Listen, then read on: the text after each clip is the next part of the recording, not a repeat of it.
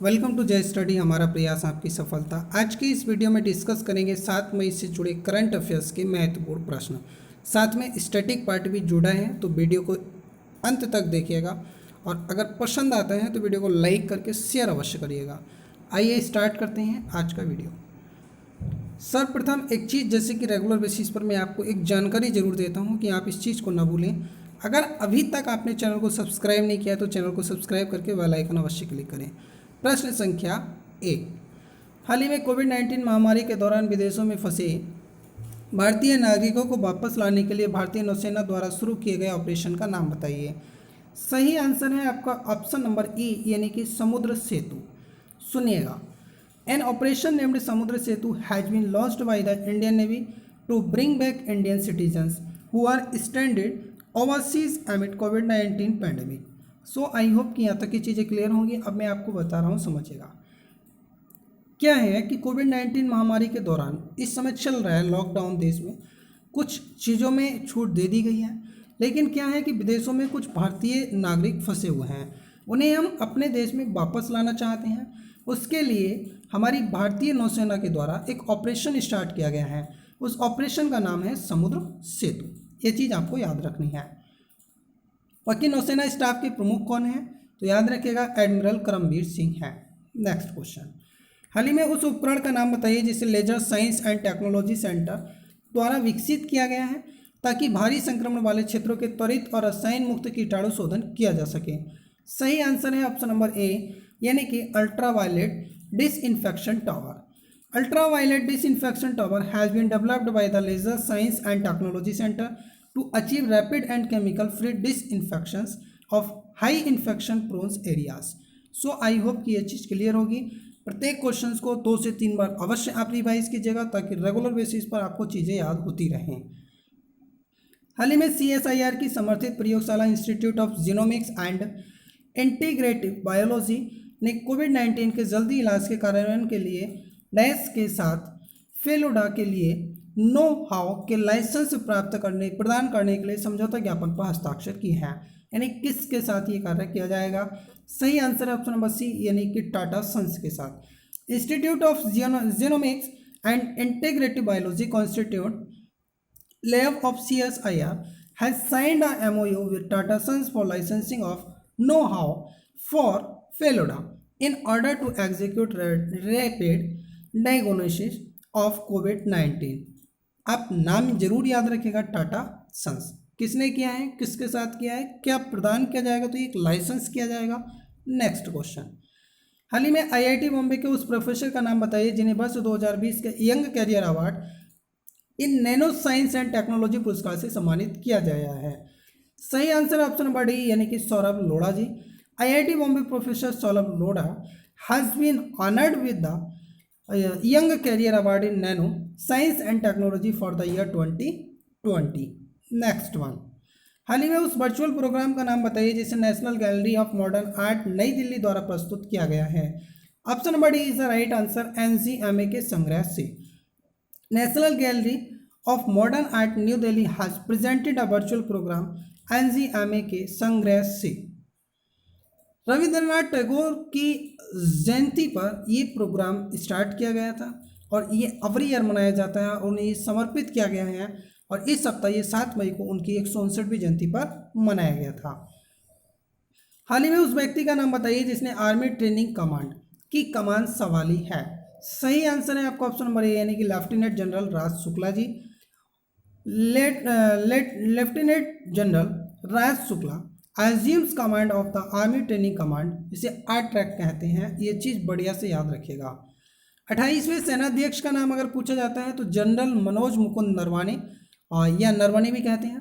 भारतीय सेना का आदर्श वाक्य क्या है, तो service before self.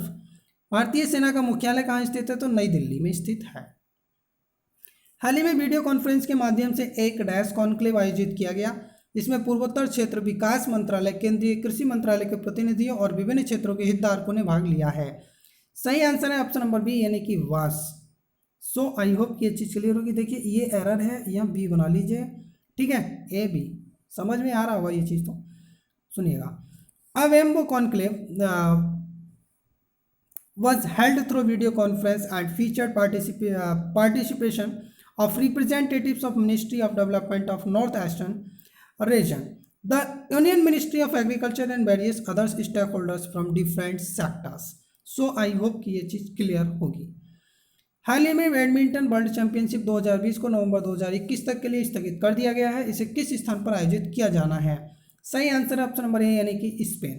The badminton world championship 2020 has been postponed to November 2021। It has been scheduled to be held in Spain. Spain की स्टडी मैं आपको रेगुलर में कंट्रीज, कैपिटल और करेंसी में क्लियर कर लूँगा, लेकिन बैडमिंटन वर्ल्ड फेडरेशन का जो मुख्यालय है वो कुआलालंपुर मलेशिया में स्थित है। बैडमिंटन वर्ल्ड फेडरेशन की स्थापना 5 जुलाई 1934 को की गई थी। बैडमिंटन वर्ल्ड फेडरेशन के अध्यक्ष Paul Eric Hoyer Larsen. Paul Eric Hoyer Larsen, थोड़े से कॉम्प्लिकेटेड नाम होते हैं लेकिन बढ़िया तरीके से याद रखेगा। हाल ही में किस राज्य सरकार द्वारा एग्जिट ऐप नामक एक नई ऐप लॉन्च की गई है ताकि देशव्यापी तालाबंदी के दौरान फंसे अन्य राज्यों के लोग अपने मूल स्थान या राज्य वापस आ सके या जा सके? सही आंसर ऑप्शन नंबर ए यानी कि पश्चिम Bengal. West Bengal government has launched the exit app for people from other states who are stuck in West Bengal amid the nationwide lockdown and want to return to their native place. वहीं अगर पश्चिम बंगाल की बात करें तो ममता बनर्जी वहाँ की CM है और राज्यपाल जगदीप धनखड़ जी हैं। अगर कहीं कोई एरर होता है तो ज़रूर आप वीडियो के जस्ट नीचे कमेंट बॉक्स में कमेंट कीजिएगा, लेकिन अभी तक सभी चीज़ें 100% सो आई होप सही चल रही हैं। हाल ही में रूसी राष्ट्रपति व्लादिमीर पुतिन ने नाजी जर्मनी जीत की 75वीं वर्षगांठ के अवसर पर उत्तर कोरिया के नेता डैश को स्मारक चिन्ह युद्ध मेडल से सम्मानित किया है। सही आंसर ऑप्शन नंबर सी यानी कि king Jong Un. Russian president Vladimir Putin has honoured the north Korean leader king Jong Un with a commemorative war medal marking the 75th anniversary of the victory over Nazi Germany. So I hope कि ये चीज़ clear होगी। बाकी रूस की राजधानी Moscow है और मुद्रा रूसी रूबल, और उत्तर कोरियाई राजधानी पियोंगयांग और उत्तर कोरिया की मुद्रा जो है वो उत्तर कोरियाई वोन है। हाल ही में इस साल जलवायु परिवर्तन में वन वृद्धि की भविष्यवाणी करने वाले मॉडल 3PG के लिए डैश रिचर्ड एच वार्निंग और निकोलस सी कॉप्स वन क्षेत्र के लिए वर्ष 2020 का मार्कस वॉलनबर्ग पुरस्कार साझा करेंगे। सही आंसर ऑप्शन नंबर डी यानी कि Joseph J Landsberg. Joseph J Landsberg, Richard H Waring and Nicholas C Coops will share the 2020 Marcus Wallenberg Prize for a model to predict forest growth in the changing climate. हाल ही में उस भारतीय अमेरिकी वकील का नाम बताइए जिसे डोनाल्ड ट्रंप ने वर्ल्ड बैंक की ऋण शाखा international bank for reconstruction and development के प्रतिनिधि के रूप में मनोनीत किया है। सही आंसर ऑप्शन नंबर ए यानी कि Ashok Michael Pinto. Ashok Michael Pinto is the right answer.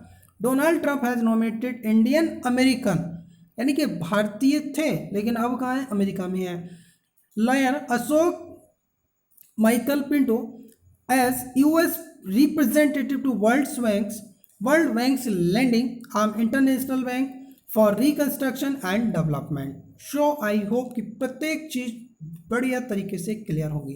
कहीं कोई प्रॉब्लम है तो कमेंट बॉक्स में कमेंट आप दिल खोलकर लिख सकते हैं।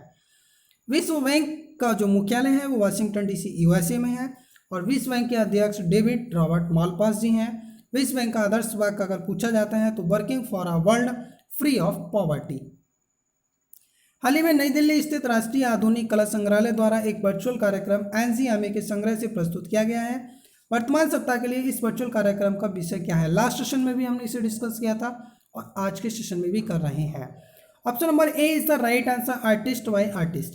National gallery of modern art new Delhi has presented a virtual programme NGMA के संग्रह से for the current week. The theme of the virtual programme is artist by artist. हाल ही में पूर्व केंद्रीय मंत्री का नाम बताइए जिनका निधन हो गया, जिन्होंने 1998 में केंद्रीय स्वास्थ्य और परिवार कल्याण राज्य मंत्री के रूप में कार्य किया था। सही आंसर है आपका ऑप्शन नंबर ए यानी कि दलित एजला लमाई। एजला मलाई भी कह सकते हैं, अगर थोड़ा सा ठीक से पढ़िएगा हो सकता है। फॉर्मर यूनियन मिनिस्टर दलित एजला मलाई passed away recently. In 1998, he served as the Union Minister of State for Health and Family Welfare with independent charge. हाल ही में उस व्यक्ति का नाम बताइए जिसे मैक्स वूपा हेल्थ इंश्योरेंस का नया प्रबंध निदेशक और मुख्य कार्यकारी अधिकारी नियुक्त किया गया है?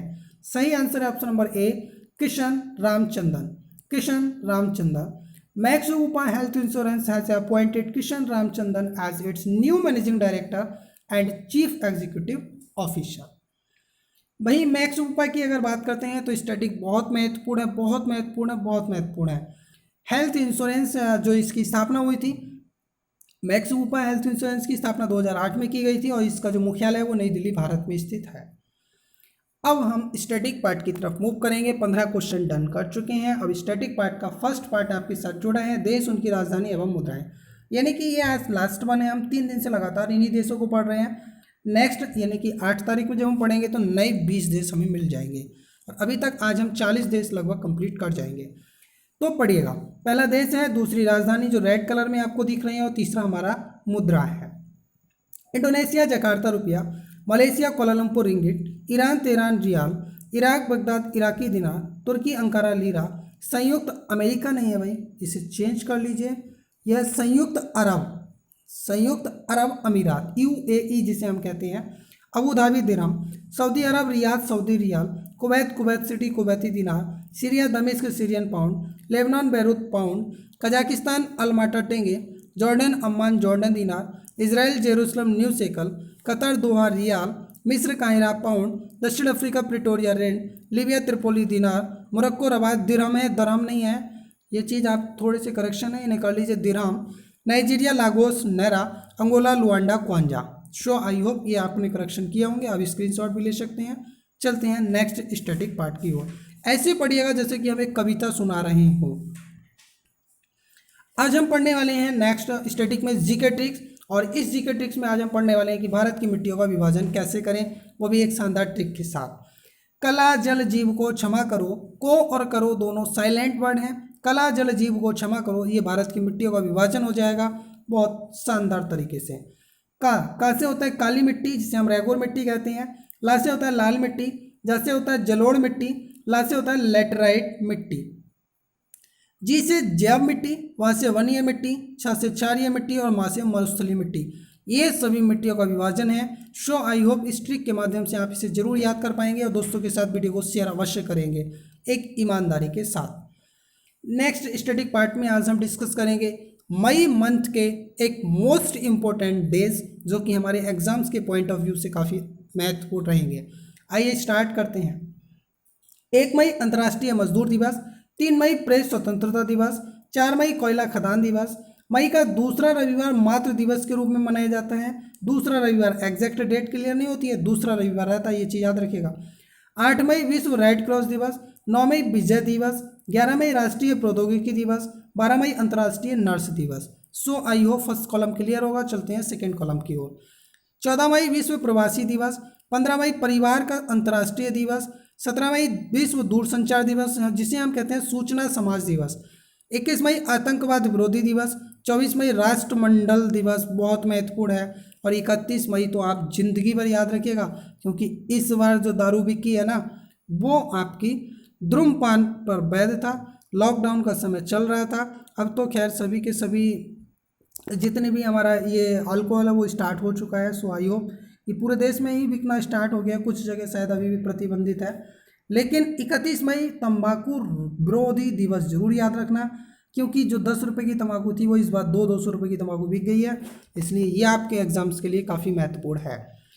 नेक्स्ट सेशन में आज मैं यहीं पे बाइंड अप करूंगा और एक चीज़ जरूर कहूँगा कि थंबनेल पर पूछे गए प्रश्न का आंसर देकर आप भी विनर बन सकते हैं। उसके टर्म्स एंड कंडीशन क्या है वो आप प्रीवियस वीडियोस में देखिएगा क्योंकि बार बार रिवाइज करने की ज़रूरत नहीं होगी। कमेंट में अपना कमेंट कीजिएगा और दोस्तों के साथ वीडियो शेयर कीजिएगा। नेक्स्ट वीडियो में एक बार फिर से जुड़ेंगे। Thank you for watching this video.